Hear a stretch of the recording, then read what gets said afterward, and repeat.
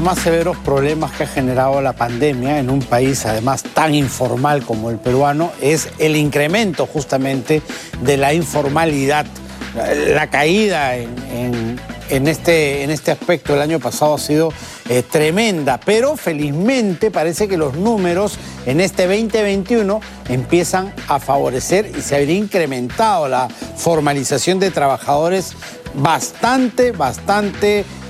de una manera bastante optimista.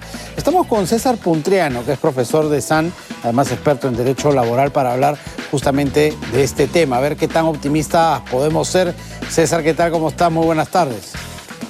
¿Qué tal, Juan Carlos? ¿Cómo estás? Mucho gusto nuevamente.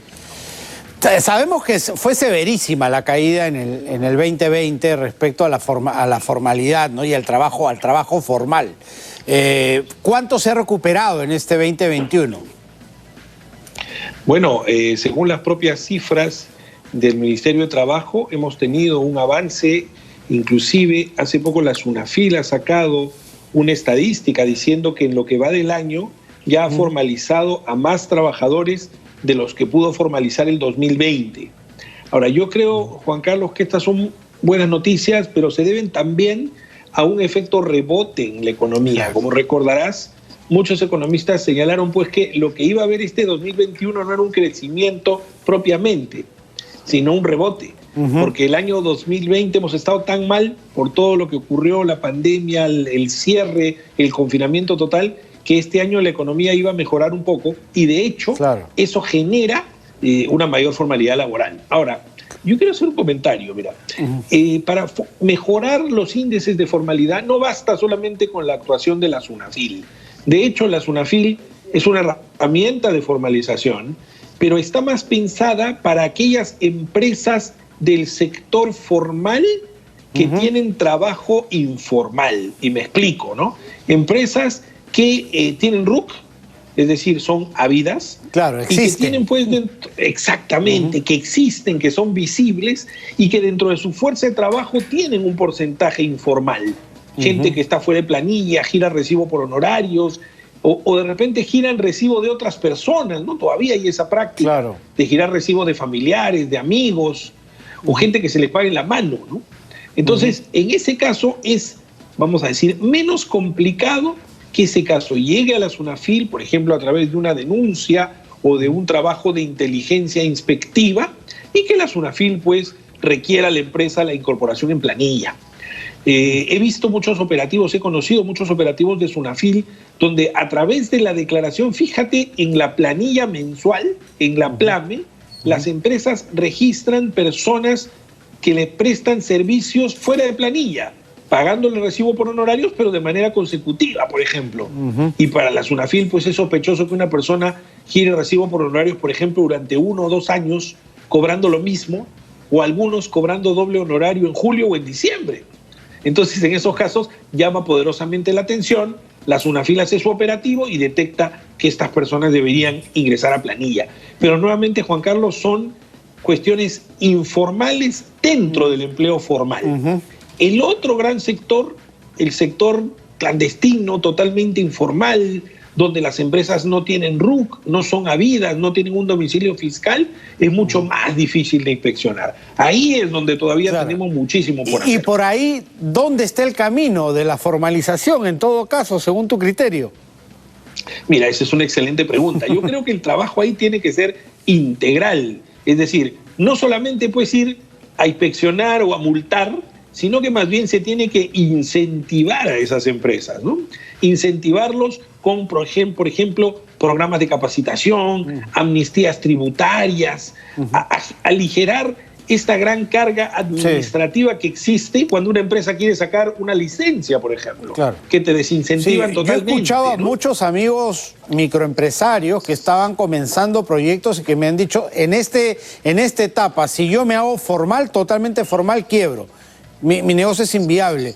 De repente habría que flexibilizar algunas cosas para que las empresas sean viables en la formalidad y no tengan que acudir a esa trampa de la semiformalidad o la informalidad. Totalmente de acuerdo. Y la flexibilización debería ser, como decíamos, visto de manera transversal, integral, porque no solo lo laboral, también, como decíamos, hay temas fiscales muy complicados, temas municipales, administrativos, defensa civil. Entonces, como tú dices, ¿no? El emprendedor que quiere comenzar un negocio, pues se ve que la carga es muy complicada, entonces o mejor no hago el negocio o mejor lo sigo haciendo así nomás informalmente, ¿no? ¿Ayudaron de alguna manera estas normas de estímulo que se dieron respecto, por ejemplo, a la contratación de personal que podría ser financiado con plata del Estado, sobre todo para la gente joven?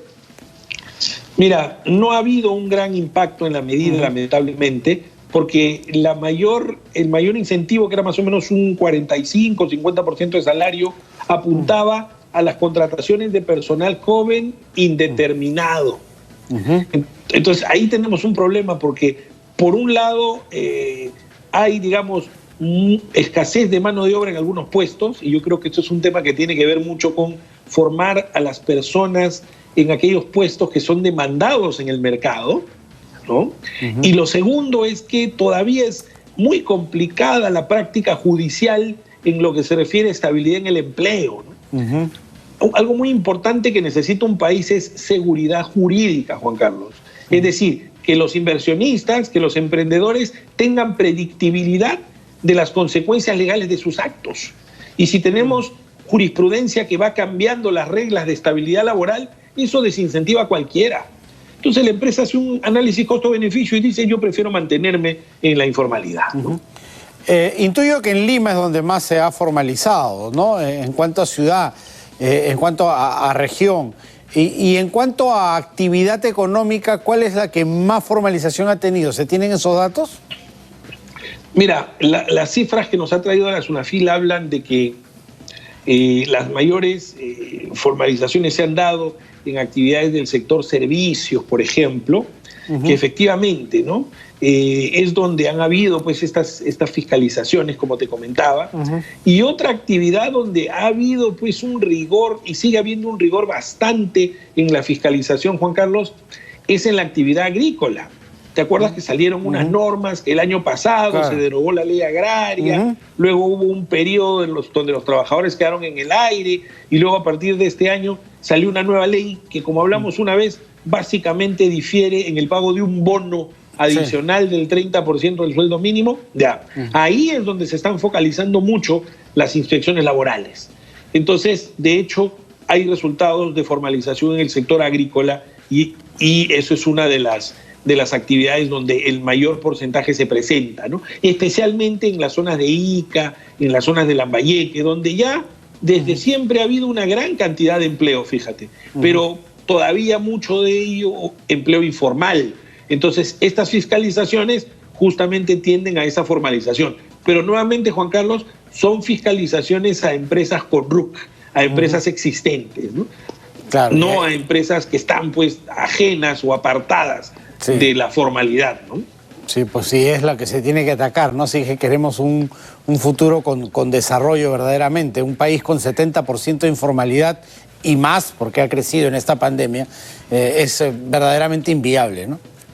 Sin duda, y esto tiene no solamente un impacto en lo laboral, que las personas no tienen beneficios laborales, sino también en el tema pensionario, porque tú tienes tanta informalidad, tenemos tanta informalidad, y esas personas no aportan a ningún sistema de pensiones. Entonces, ¿qué va a pasar cuando esas personas lleguen a la edad de retiro?